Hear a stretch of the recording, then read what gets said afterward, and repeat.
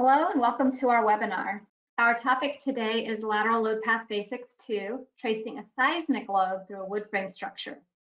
My name is Karen Beatty. I'm the Western Region Manager for APA, the Engineered Wood Association's Field Services Division, and I'll serve as today's moderator. APA is a nonprofit trade association representing manufacturers of a variety of common structural engineered wood products. In addition to quality verification and product testing, APA conducts research to improve engineered wood products and systems where they are used. We also educate users and specifiers on the product's intended use and potential applications. Before we start today's webinar, I need to cover some housekeeping details. Aleeta's presentation will last about 50 minutes. To ensure that everyone can hear the webinar clearly, we've muted all participants. During Aleeta's presentation, we encourage you to submit questions by typing them into the questions pane on the control panel on your screen. We'll answer some questions during the program and later in a Q&A session at the end of the program as time permits. I'd also like to note that today's webinar is approved for AIA and ICC continuing education units. After the conclusion of the webinar, you can get customized certificates of completion. Your feedback is important to us. Please note there's a QR code on your screen. If you open the camera app on your smartphone and point it at the QR code, it'll take you to a link for today's survey. Our presenter today is Aleeta Dene, Engineered Wood Specialist for APA based in California. In her role, Aleeta works with designers, building officials, and builders on the various engineered wood products that are used in buildings today and consults on engineered wood use in construction applications. Prior to joining APA, Aleeta worked as a structural engineer for 9 years, designing a variety of building types, including schools, commercial construction, and residential. Aleeta is a professional engineer licensed in the state of California. She has a Bachelor's of Science in Architectural Engineering from Cal Poly San Luis Obispo. For those of you just joining us, welcome to Lateral Load Path Basics 2, tracing a seismic load through a wood frame structure. I will now turn the microphone over to our speaker, Aleeta Dene. Thanks, Karen. So learning objectives. To start off, we're going to review some load path basics. Then we'll look at some complications that different building layouts and configurations pose.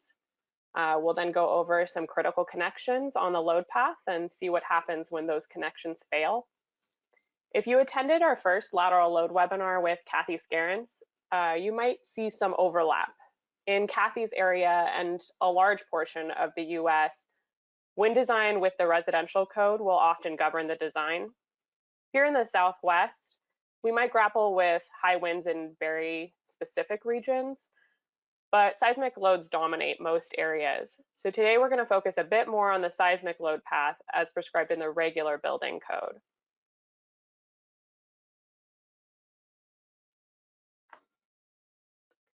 The main topic today is lateral load path, but let's first touch on vertical load path because it's a little more intuitive.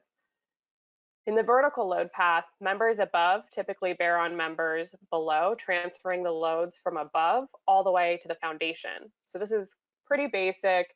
We're really asking, does the building stand up?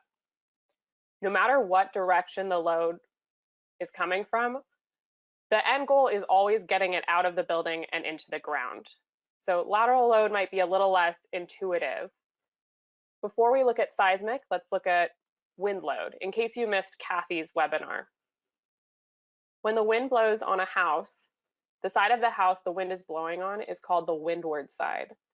Another thing most people don't realize about wind loads is that as soon as the wind blows on the windward side of the house, it immediately creates 2 additional loads on the house. So there's going to be a horizontal suction force on the leeward side of the house. So that's the opposite side from the windward side. And a vertical suction force or uplift load on the roof of the house. These additional forces are approximately equal to, but in some cases greater than the original load on the windward side of the house. All of these loads, including the uplift load, have to be accounted for by the load path. Wind load does still govern in some parts of California, but often the seismic loads will be higher.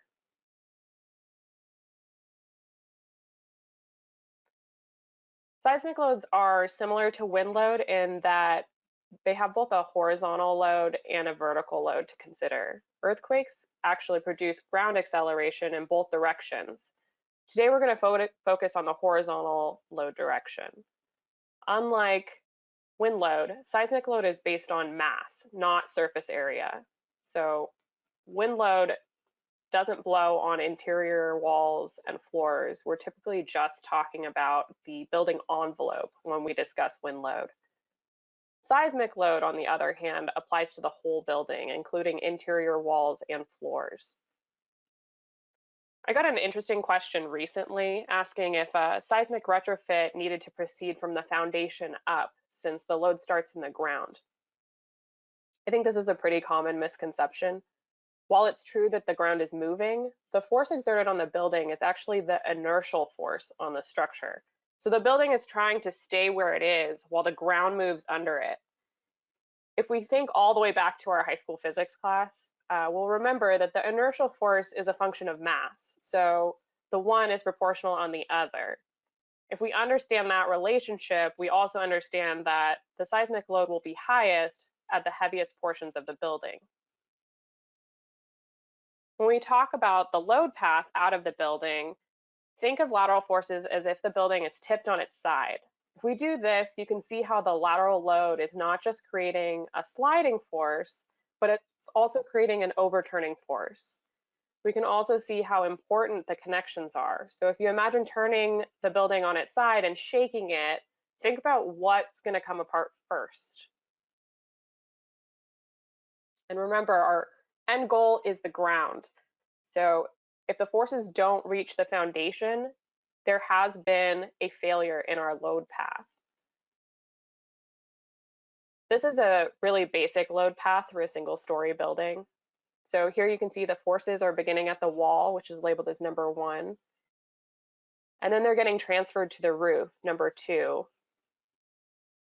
The connections, labeled as number 3, are going to transfer the loads between the walls and the roof. The roof is then going to transfer the force to the walls, number 4, at each end of the structure through the connections. The end walls, the ones labeled number 4, then transfer the load into the foundation, number 5. And that's how we're completing the load path all the way down to the ground. The connections, number 3, throughout the structure are very important. The load path depends on these connections to transfer the forces through the building to the foundation. So if you're using the residential code, chapter 6 has a table that gives the number and size of fasteners for all these connections. But if you're not, these connections are going to get specified by the engineer. Because seismic loads are based on mass, the highest loads are getting applied at the floor and roof levels as opposed to the walls. We're going to spend a good part of our time today on our diaphragms. This topic is going to get a little bit technical, but if you can hang with it, we're going to tie it all together towards the end with some common sense connections. So this is a super classic, super basic diaphragm example. Even though it may seem counterintuitive at first, the load on a wall is actually resisted by the walls that are perpendicular to it. So longer load walls will generate more load than shorter load walls. Longer resistance walls generate more resistance than shorter resistance walls.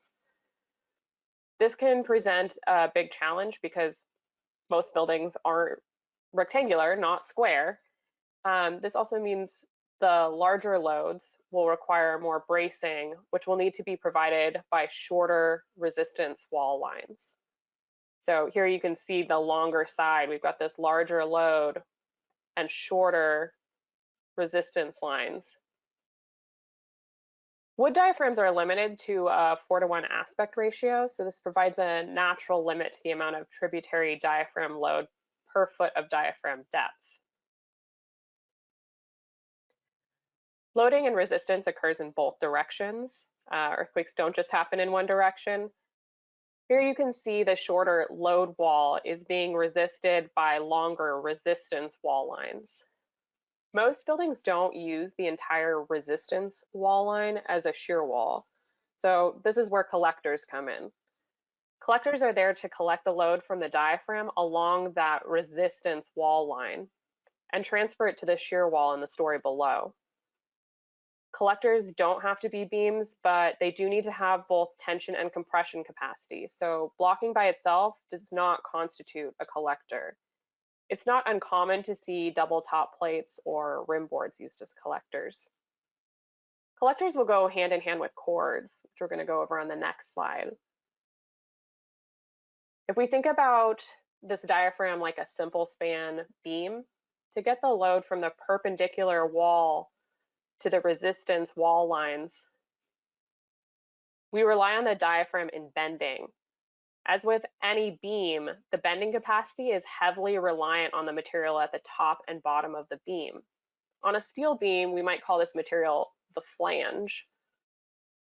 On a truss or a diaphragm, we're going to call this material the chord. Here we're showing the exaggerated deflected shape of the diaphragm with the chords top and bottom. If you can wrap your head around this concept, it's easier to understand the importance of chord splices, which we'll discuss later. It's also easier to understand how more complicated diaphragms might behave. Remember I said collectors and chords go hand in hand? Both need to have tension and compression capacity. The element acting as a chord in one direction is typically also used as a collector when the building's loaded in the other direction. Again, this could be the top plates, it could be the rim board, or it could be a beam. Not many buildings are perfectly square, so when a geometry gets irregular, the loading also gets irregular. Since seismic load is based on mass, it's affected a lot by floor geometry. Wind load is based on surface area, so it's affected more by wall geometry. On each level where the wall height is the same, the diaphragm wind load will also be the same. But when you get to larger wall heights, like you sometimes see at lobby areas, the loading becomes larger. Uneven loading means some parts of the diaphragm might be more heavily loaded than other parts of the diaphragm.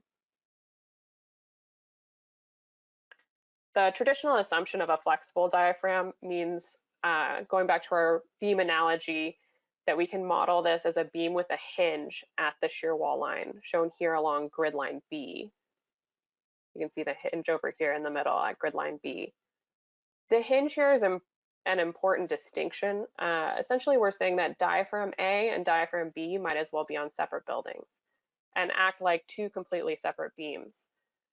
The behavior of diaphragm A has nothing to do with the behavior of diaphragm B. For a traditional, fully flexible diaphragm, we're assuming no continuity at all between the two diaphragms. Some of the layouts we'll talk about later specifically rely on continuity. If there's no shear wall line at grid B, there's no hinge, and we can model this as one single beam. Since this diaphragm changes depth between the lines of resistance, we then need to check for reentrant corners.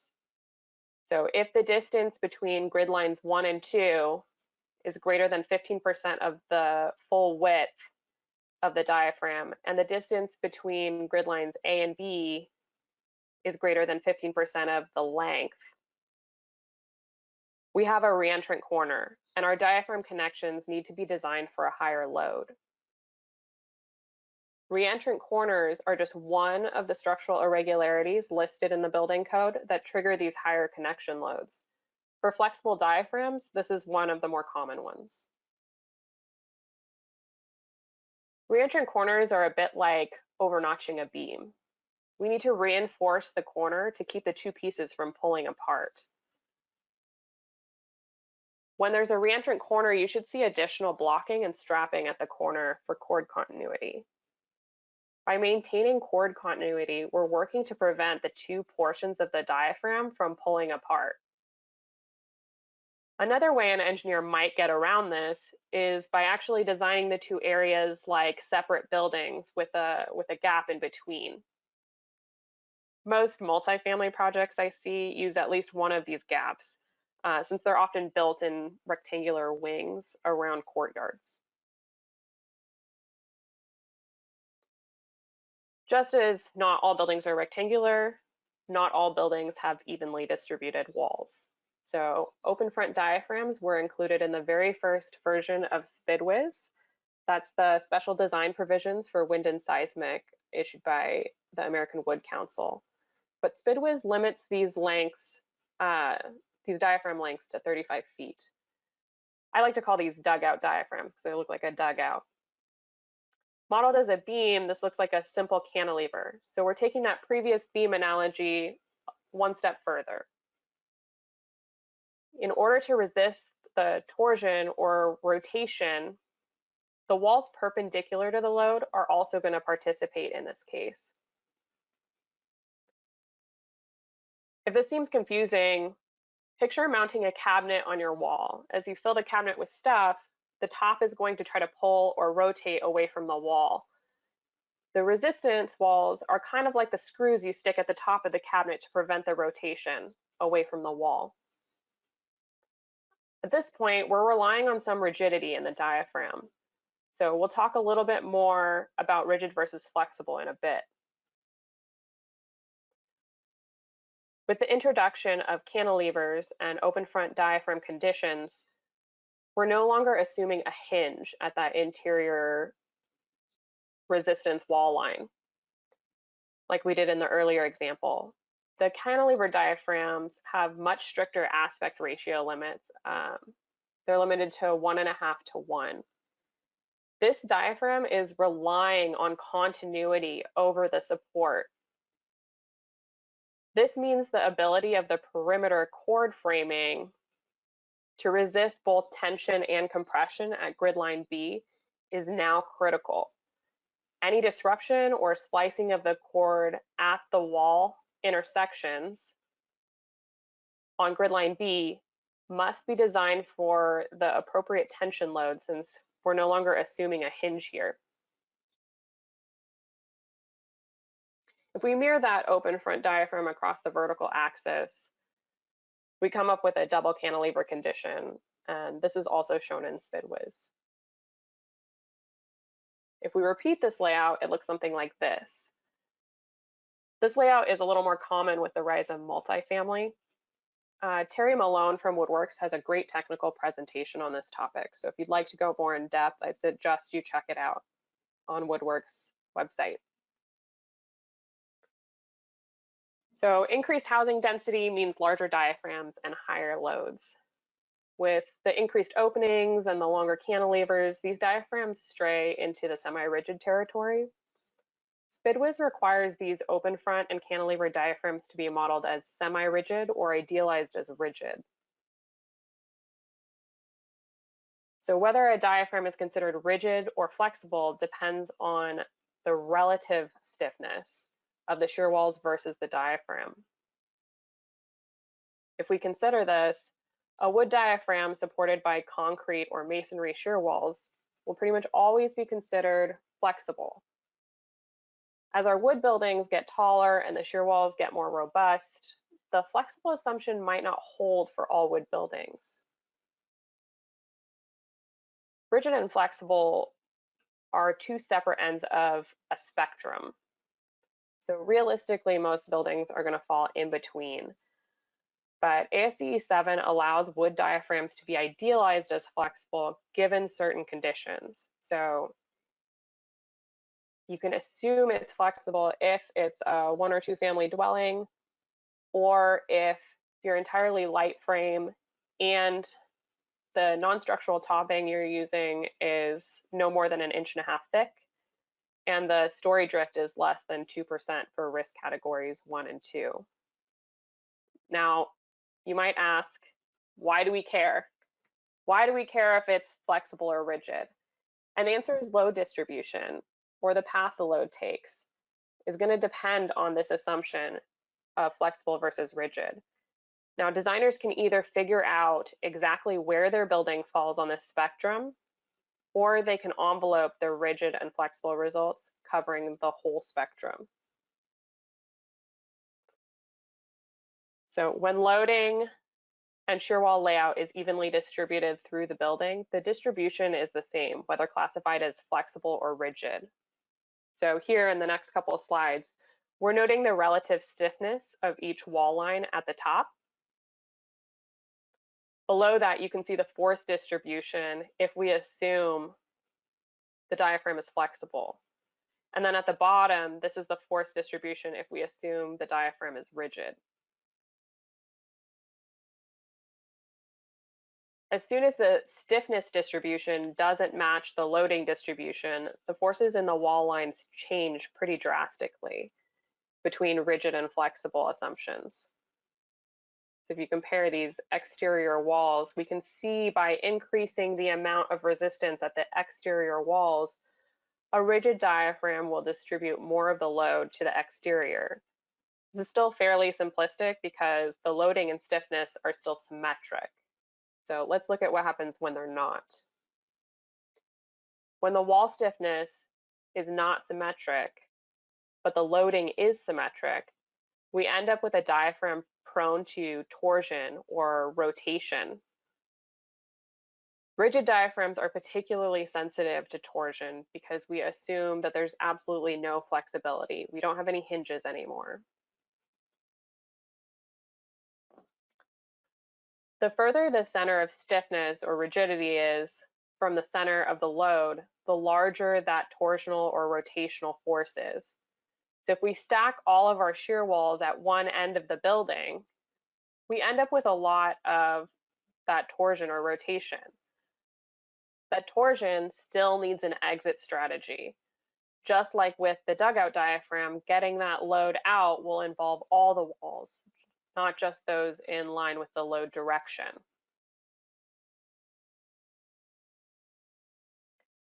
Remember, the center of load is different depending on whether we're talking about wind or seismic, and depending on your geometry. So combining the uneven loading from the earlier example with a rigid diaphragm, we can see that variations in stiffness aren't the only things that are going to affect the torsion in the diaphragm.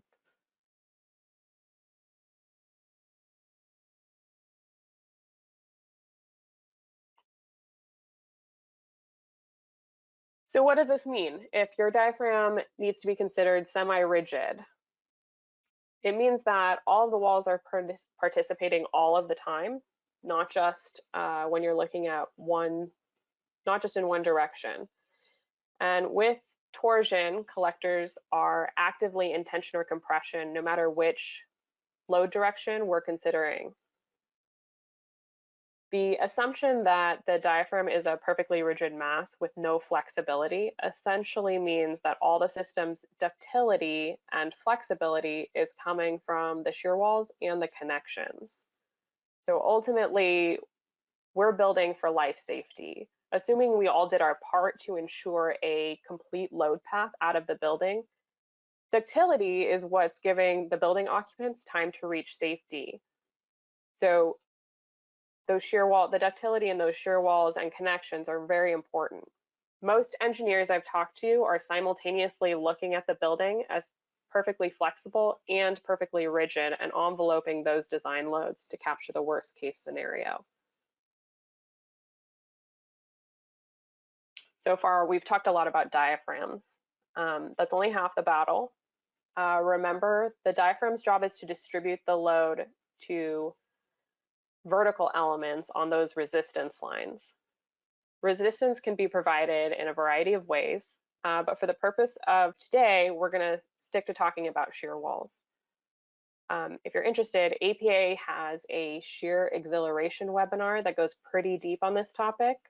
So today we're going to stick to the basics, but if you'd like to learn more, go ahead and check that out.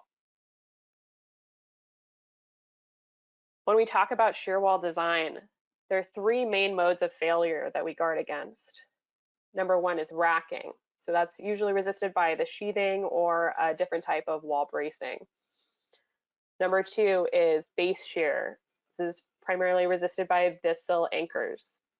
And number three is overturning, which is resisted by vertical loads and hold downs. If we look at racking, the damage shown in this picture is a good example. The wall sheathing on the front of the home was incomplete at the time of the earthquake. So you can see the parallelogram shape of the house as the walls racked sideways. Now, sheathing might provide the resistance, but if we're not getting the load into the sheathing's not going to help you. So this is why the attachment of the sheathing gets special attention during construction and design.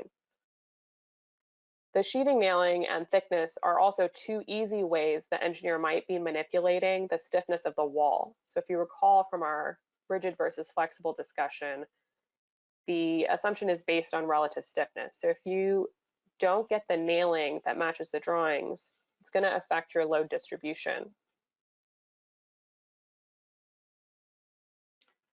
Now, moving on to base shear, this house was pushed off its foundation by a tornado, but this isn't just a tornado alley issue. From what can be seen in the photo, the rest of the lateral system appears to have worked properly and moved the load down from the upper levels to the base of the home. And then when the load attempted to move from the walls into the foundation, the connection failed. So this failure is also why so many retrofit programs emphasize bolting your house down. A lot of older homes, like the one I grew up in, cast the sill plate into the concrete stem wall and have almost no sill bolts or positive connections. The sill bolts are specifically intended to prevent that sliding failure, so they're typically designed only for horizontal loading.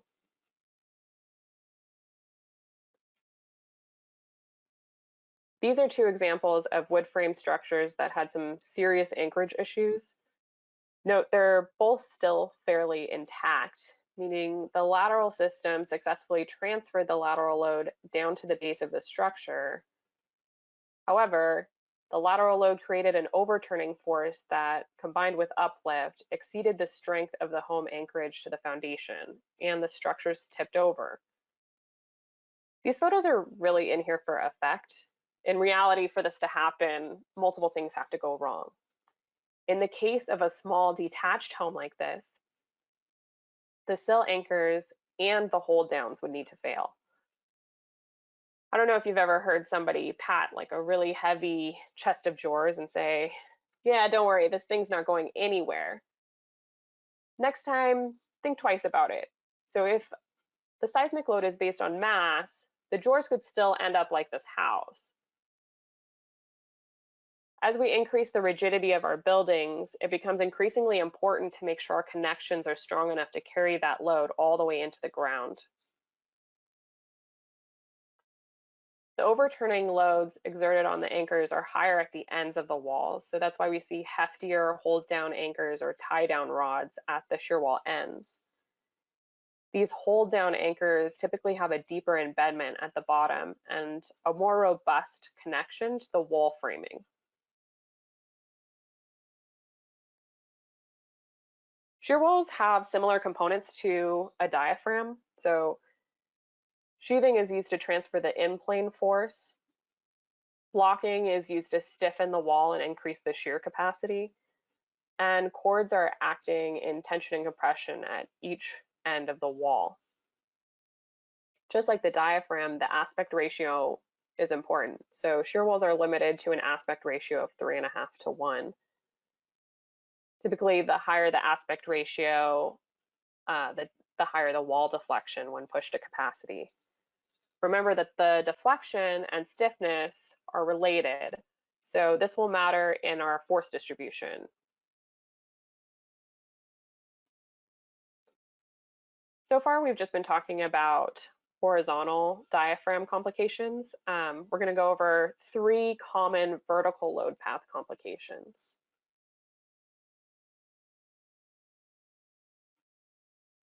Sometimes we end up with a vertical offset between parts of our diaphragm, and sometimes it's a small offset, where the thickness of the floor finish changes, but sometimes it's larger. If it's only a small area of the diaphragm, the designer might opt to build up a platform for a raised area, or frame out an opening for a sunken area. If the area is large, you'll need to check for a load path from both diaphragm levels to the resisting shear walls. These are two views of the same connection. So here we see the load from the upper sheathing move down through the floor framing and blocking. We're then using a metal plate connector to bridge over the lower floor sheathing and pass the load into the rim board below. From here, the load path will look like any other shear wall, transferring the load from the rim board through the nails and into the wall sheathing.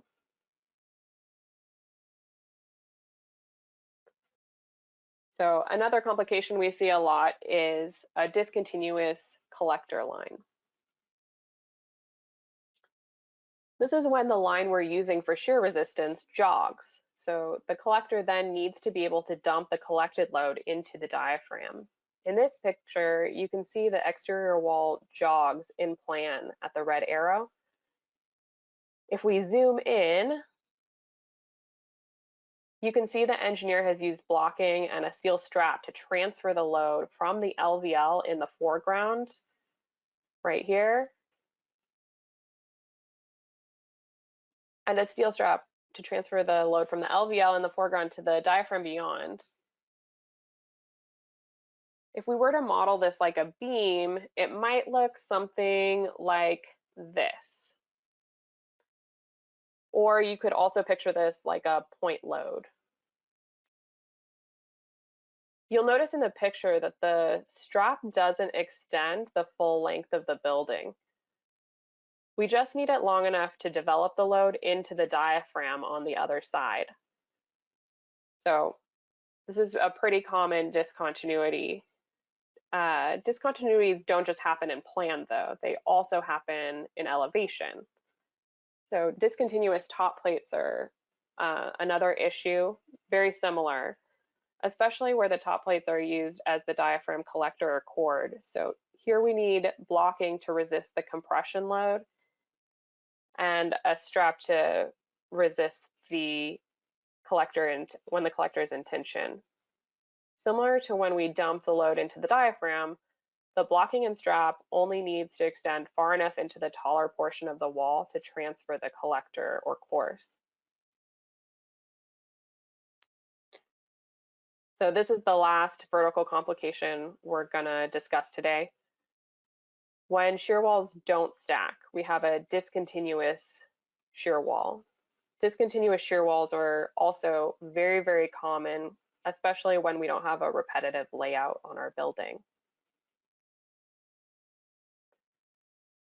When there's no wall at all below, like the photo in the left, we rely on the beam to carry that overturning load and horizontal load. Because the beam is such a critical element in our lateral load path here for this to work, it gets designed for an amplified load. The straps are used like hold downs to transfer the uplift into the beam. The beam is resisting this overturning force in bending. So in these cases, the beam can get pretty large. If we follow that load path, the amplified load should be tracked through the beam end connections and down through their supports and into the foundation. If you look at the photo on the right, it shows another case. In this case, thanks to the wall placement below, the uplift load can be transferred directly into the wall posts below. The horizontal shear transferred into the beam needs to get transferred into the diaphragm, similar to a discontinuous collector line. So if you look closely, you can see the blocking already installed when I took this picture, aligned with the beam.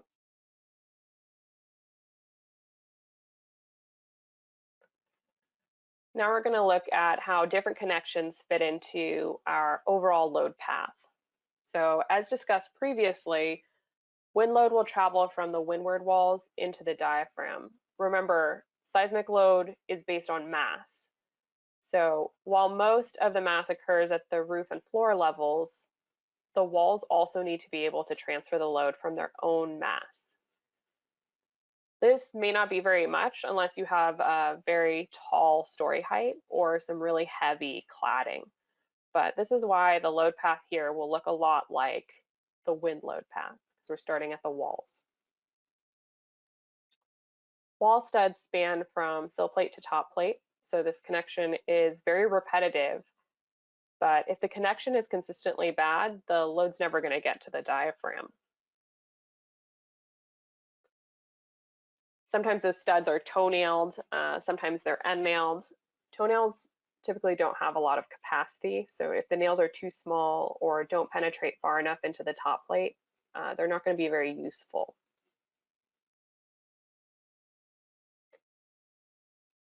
In this photo on the left, the studs are spanning from the first floor all the way up to the roof. One of the lateral load path failures that you might see occur when the studs don't span continuously from the floor to the roof.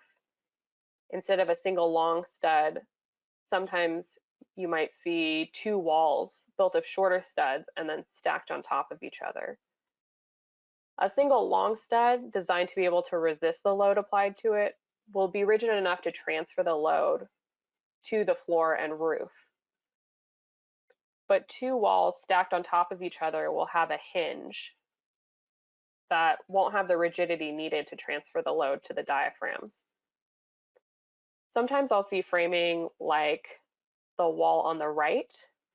This is definitely two stacked walls, but if you look closely, you can see the end of a roof truss.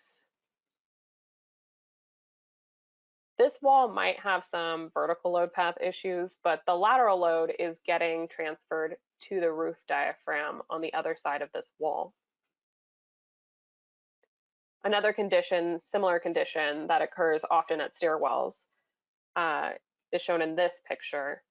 If it's not a large width, I'll see a beam here a lot in lieu of full height studs. This glulam is essentially acting like a diaphragm for the short span of that stairwell opening. So when the widths get larger, this beam can get quite beefy because it's using its bending capacity in the weak direction to transfer the load from the wall to the rest of the diaphragm. This strategy typically won't work for larger lengths of wall like the one in the previous slide, but it's good for shorter spans of wall. Once we've moved from the stud to the sill plate or top plates, the sill plates can be nailed or screwed to the floor framing, typically through the diaphragm sheathing. Transferring the load from the top plates to the floor framing typically involves clips if the load is larger. To get the load from the top plates to the diaphragm sheathing, we're relying on the connection to the floor framing, whether it's to a rim board, a joist, or beams like we saw in the previous example. At simple bearing connections, this is often done with nails only. Like the stud connection, it's repetitive, so consistently poor connections are going to cause performance issues. This home in Tennessee was built with a load path that depended on nails in withdrawal to transfer the lateral and uplift loads from the upper story to the lower story. A closer look at the detail at the base of the second floor wall that's shown in the lower left corner shows that the second floor wall sheathing stops at the bottom of the sill plate. So to get the wall load into the diaphragm, we're relying on the connection load path to go through the sill and rim board. So diaphragm sheathing is nailed to all supporting framing members. Similar to shear walls, we're creating an assembly that works together to transfer the load. So this is a system and it requires each member to do their part to make the system work. Just like with that shear wall, omitting nailing or insufficient nailing can cause premature failure. To get the diaphragm capacity they need, the designer is going to specify four main things. Number one is the sheathing thickness. Number two is whether or not the edges of that sheathing is blocked. Number 3 is the nail size. Are we using 8-penny, 10-penny? Are you using screws? What are you using to fasten that panel? And number 4 is the nailing pattern. The general notes on a project will typically, and typical details will usually cover the other requirements like panel gapping, nail edge distance, minimum nail length. A couple of things that you might also want to consider though are, do your nails appear overdriven? Is the panel secured flush to the framing? These issues can affect the overall capacity of the building if they occur too often. So if you're seeing a lot of overdriven fasteners in your area, APA has some useful guidelines on this topic we'll touch on later.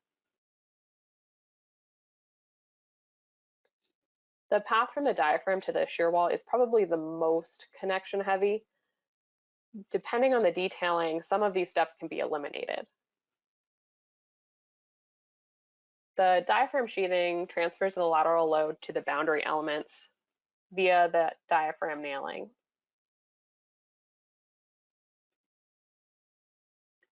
Interior shear wall lines will receive load from the diaphragms on both sides. So the diaphragm boundary nailing will then transfer the load into the collector. When the collector runs parallel to framing, you'll usually see a beam. And where the collector line runs perpendicular to the framing, this is usually blocking with a strap either on top of the sheathing or at the underside of the blocking. At stacked perimeter walls, the load can be transferred from the wall above in a couple different ways. So if there are clips, they're typically in the location shown. If the L-shaped clips are attached only over the shear walls, the rim board is probably acting as the collector.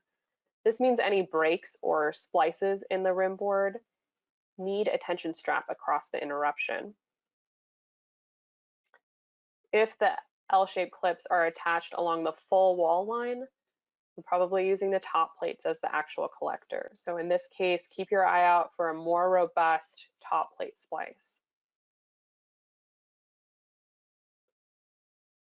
If the rim board is used as a collector, clips placed above the wall are going to transfer the load into the shear wall top plates. At interior shear walls where a beam is used as the collector element, a clip is typically used to transfer the load into the shear wall top plates.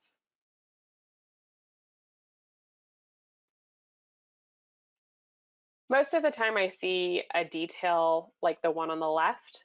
These are all exterior perimeter walls. This requires a taller sheathing panel, but it does double duty by transferring the load into the top plates.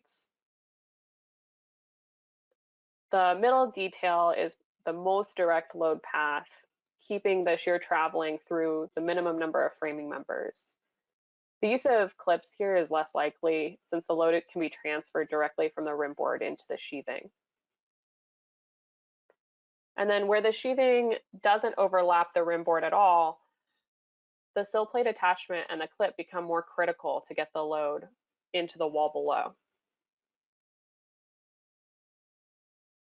So now we're getting into the shear wall itself.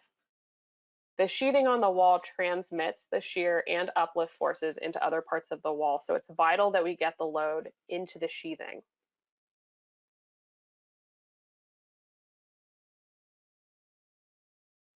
As the wall attempts to rack sideways, the sheathing nailing is engaged to resist. So some common issues to look for in the nailing. Number 1 is using the incorrect type of nail. So the capacity tables are based on common and box nails. Sinker nails generally have a smaller head diameter and they're not going to achieve the same capacity that a common or box nail will. Insufficient edge distance from the panel edge. So nails should be at least 3/8 of an inch from the panel edge to prevent the nail prematurely tearing through the edge of that panel. Number 3, tight nailing patterns. So if that's really anything tighter than 3 inches on center, with no staggering will cause splitting in your framing. And the last one, overdriven nails, which we mentioned earlier, and we'll go over a little bit more in a couple slides. So for the wall sheathing to do its job and keep the wall from racking, the sheathing needs to be properly attached to the wall framing. If you've designed a lot of shear walls, you'll realize here that we're assuming a basic traditional shear wall. If you're interested in learning more about shear wall design, please check out that shear exhilaration webinar I mentioned earlier, and also perhaps our advancements in force transfer round openings webinar on the APA website. The sheathing gets nailed across the full panel area, but the highest loaded nails are at the perimeter of the shear wall. Once again, this is a system, so each of the team members are doing work. Shear wall performance is based on the assumption that the sheathing is fastened tight to framing. Often the framers will shim the studs if the surface is not perfectly even. If the stud is out of plumb, this may be a more serious issue for gravity reasons. Sometimes due to nail pops, accidentally missing the framing or other installation issues, you might see an air gap. It's important that you remedy this before the wall is closed up. Nail misses are easier to see, but if the air gap is small, it may not be obvious from the stud side. You might notice something off on the sheath side though. The sheath side is also where you're going to see the overdriven fasteners, so take a look at both sides. APA performed some testing several years ago looking at the effect of overdriven nails on plywood and OSB, and the conclusions led to this technical topic, 012B, which gives guidance on when a capacity reduction should be taken for overdriven nails. So it's telling us that if the nails are overdriven by a 1/16 of an inch or less, you don't need to take a reduction. If the nails are overdriven by an 1/8 of an inch or less, you need to reduce your capacity if it's more than 20% of your nails. Now, the measurements for how much it's overdriven should be taken on dry panels. So if the panels aren't dry, the panel can swell and it might make fasteners appear overdriven when they're not. Once the panel dries out again, the capacity will be the same as at installation. When you see this in the field, it's usually a bit late to go back and recalc everything, especially if you've used the stiffness of the wall to determine how your lateral loads are getting out of the building. So if the engineer hasn't pushed the nail spacing to the limit, the contractor might be able to add fasteners to recover some of that lost capacity. Moving on to the last step above grade is we're getting the load from the walls into the foundation. We talked a little bit about this earlier, but we're going to dive in a little bit deeper. From earlier, you'll remember that there are 3 main modes of global failure that we talk about with respect to shear walls. So racking, base shear, and overturning. If you remember, base shear was resisted primarily by sill anchors. We're relying on the sheathing nailing to pass the lateral load into the sill plate. Because the connection is into the side of the sill plate, there's an eccentricity between where the load is applied and where the load is resisted. The washer is here to ensure the plate acts like a rigid block, so the size is really important. This plate washer needs to be at least 3 inches square and within 1/2 inch of the sheathing. So that means if you have a wider wall, say like a 2x8 wall, you need a wider plate washer. Wood doesn't perform very well under cross-grain bending like this when you have that eccentricity, so the steel plate washer is there to prevent the sill plate from bending.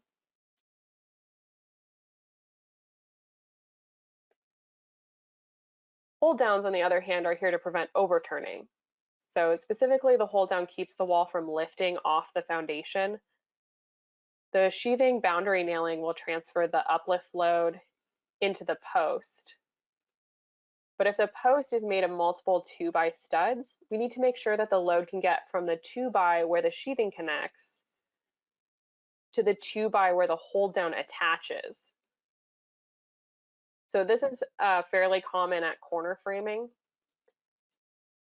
The hold down is never going to get a chance to do its part if we don't connect the sheath stud to the hold down stud.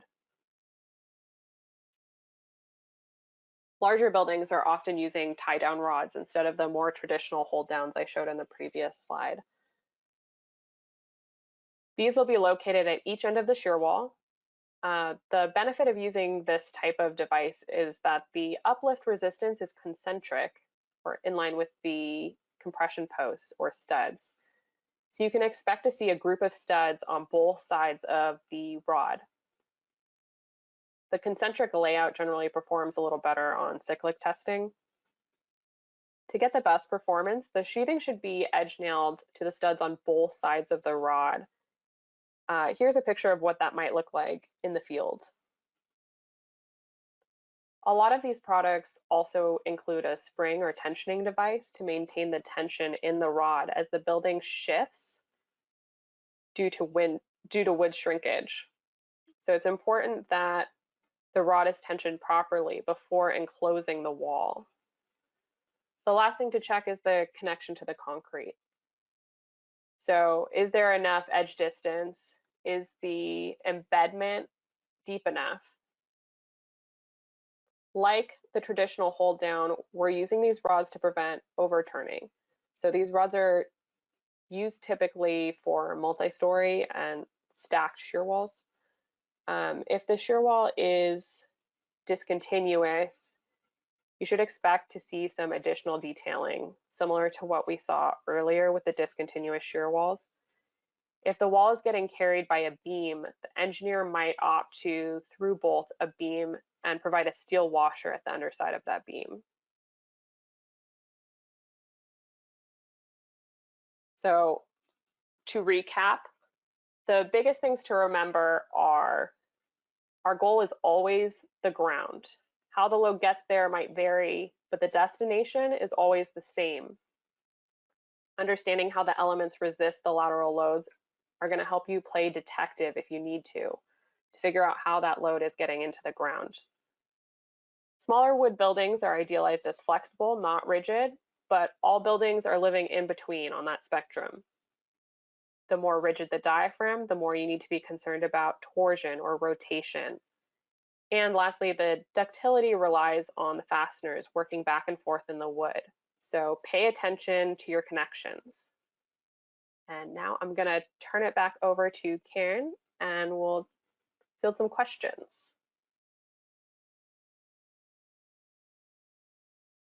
Thank you, Aleeta. That was excellent. And we have questions coming in as we speak. We've had some coming in earlier in the session, so I appreciate all of the interest in learning more about this topic.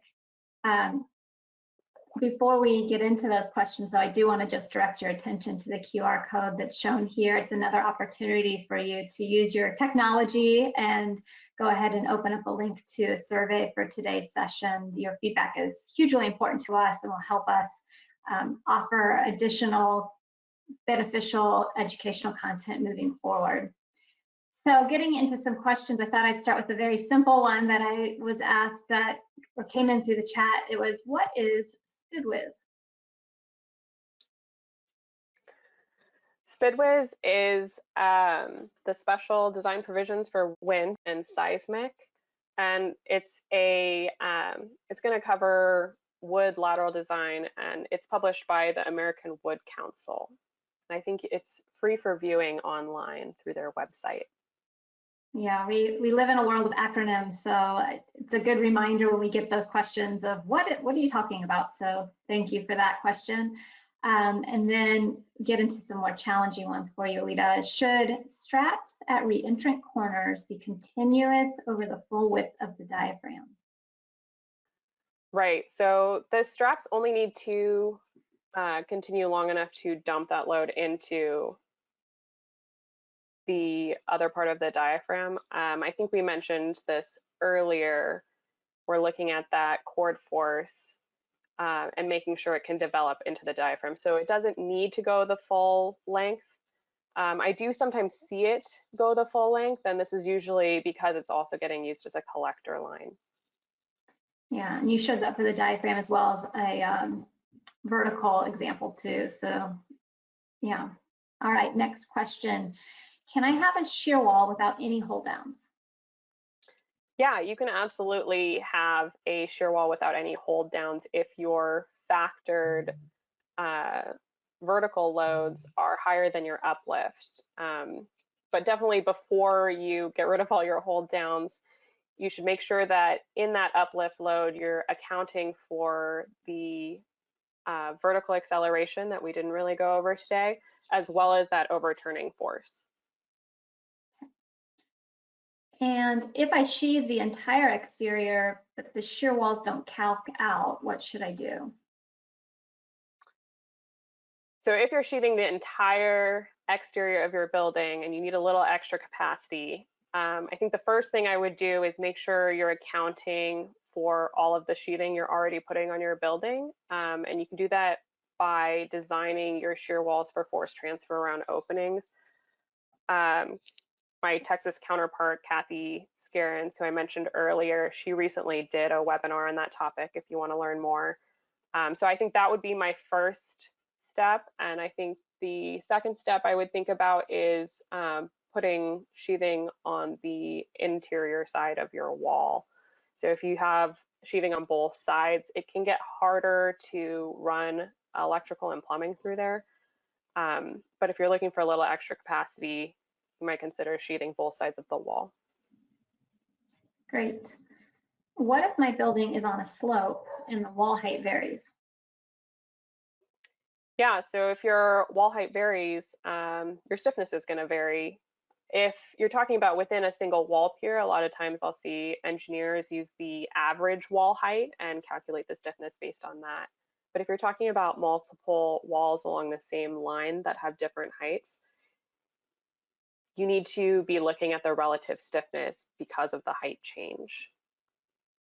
Remember I said that the larger the aspect ratio, the larger that deflection is, so you're getting a more flexible wall, and the load along that line needs to get distributed according to the stiffness of the wall piers.